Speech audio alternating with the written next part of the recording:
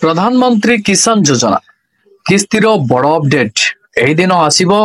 प्रधानमंत्री किसान योजनार 20तम किस्ती टंका तो कौन रही नुआ अपडेट तो यही वीडियो माध्यम मु आपण मानकु डिटेल्स जणाइबी। तो सेथिपाई वीडियोटी को आपण माने आरंभ शेष पर्यंत देखंतु बिना स्किप रे। जदि एपर्यंत आपण चैनल को सब्सक्राइब करि नहंती चैनल को सब्सक्राइब करि दियंतु, पाखर थिवा घंटी चिन्ह को दबाई दियंतु, वीडियो को गोटे लाइक करने को जमा भी भूलिबेनी। तो चलंतु पीएम किसान रो 20तम किस्ती को नहीं कौन रही नुआ इनफॉरमेशन मु आपण मानकु जणाउची। प्रधानमंत्री किसान योजना भारतीय कृषि व्यवस्थार मेरुदंड। प्रधानमंत्री किसान सम्मान निधि योजना कृषक मानक कल्याण पाई केंद्र सरकार द्वारा परिचालित एक गुरुत्वपूर्ण पदक्षेप। यही योजना देशर क्षुद्र एवं नाममात्रा चाषी आर्थिक सहायतार एक दृढ़ स्तंभ भाव में उभा होइछि।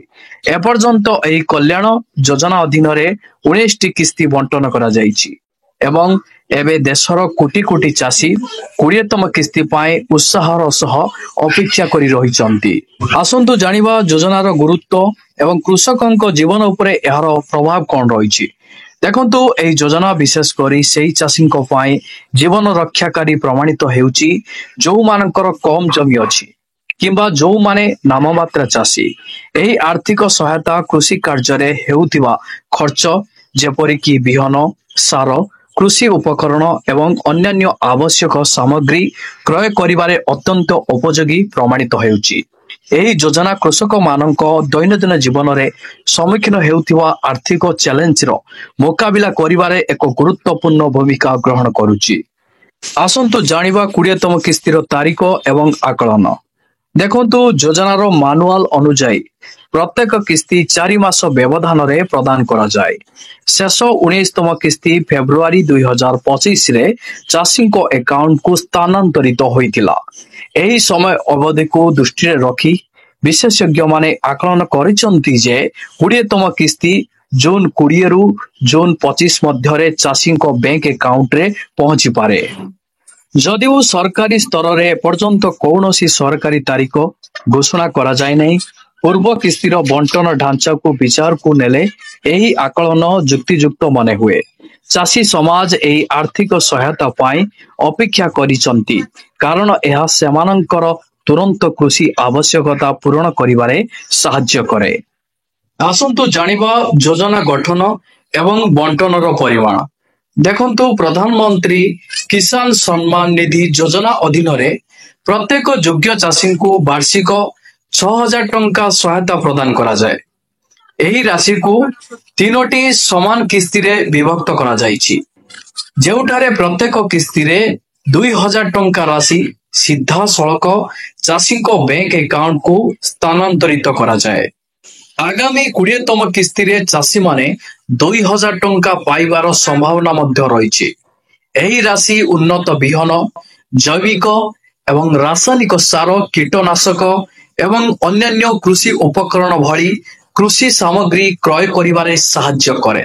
एहा व्यतीत एहा चाषी को आर्थिक अवस्था को सुदृढ़ करिबारे मध्य योगदान करे। आसंतु जानिबा योजनार लाभ पाइबा पाए आवश्यक प्रस्तुति कौन करिबा दरकार। देखंतु एही योजनार निर्विच्छिन्न लाभ पाइबा पाए चाषी मानकु किछि गुरुत्वपूर्ण प्रक्रिया समय मध्यरे समाप्त करिबाकू पड़िबो। एही आवश्यकता गुड़िक मध्यरु सबुठारु गुरुत्वपूर्ण हेउची जमी जांच अर्थात भू सत्यजन, जहां निश्चित करे जे चाषी को जमी सूचना अद्यतन एवं सठिक। द्वितीय गुरुत्वपूर्ण आवश्यकता हेउची आधार कार्ड को मोबाइल नंबर सहित लिंक करिबा, जहाको इलेक्ट्रॉनिक ई-केवाईसी अर्थात ई-केवाईसी कहा जाए। एही प्रक्रिया योजनार लाभ पाइबा पाई बाध्यतामूलक। तृतीयतः आवश्यकता हेउची चाषी को आधार कार्ड तांको बैंक अकाउंट सहित लिंक हेबा उचित। जदि एही 3टी आवश्यकता मध्यरु कौनसी गोटे पूरण न हुए तेबे किस्ती पाइबारे विलंब होई पारे एवं चाषी माने योजनार लाभरू वंचित होई पारंती। आसंतु जानिबा नूतन चाषी को पाई पंजीकरणर कौन सुविधा रही। देखंतु एही योजना रे एपर्यंत पंजीकरण करि नथिबा चासी मानकु शीघ्र पंजीकरण करबाकू परामर्श दिया जायछि। सेमाने निकटस्थ साधारण सेवा केंद्र किंबा संपृक्त सरकारी कार्यालय को जाई निजको पंजीकृत करि पारिबे। नूतन पंजीकरण प्रक्रिया सरल एवं चासी अनुकूल। एथिपाई आवश्यक डॉक्यूमेंट गुड़िक मध्यरे आधार कार्ड, बैंक अकाउंट विवरणी, जमी कागज पत्र एवं मोबाइल नंबर अंतर्भुक्त। पंजीकरण समाप्त हेबा परे चासी माने एही योजनार नियमित लाभ पाई पारिबे। एही योजनार व्यापक सामाजिक प्रभाव कौन रही? देखंतु प्रधानमंत्री किसान सम्मान निधि योजनार प्रभाव केवल व्यक्तिगत चाषी सीमित नुह बरं यह समग्र कृषि क्षेत्र विकास रे योगदान देउची।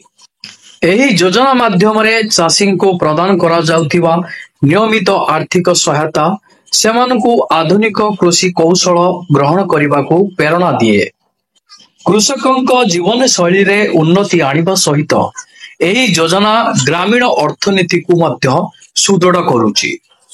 लक्ष लक्ष चाषी परिवार द्वारा पाउथिबा एही सहायता राशि स्थानीय बाजार रे क्रय शक्ति वृद्धि करे एवं आर्थिक कार्यकलाप को उत्साहित करे। आसंतो जानिबा योजनार आह्वान एवं समाधान। केतेक समय रे वैश्विक समस्या किंबा असंपूर्ण डॉक्यूमेंटेशन जोगो योजनार सफल कार्यान्वयन विलंब होई पारे।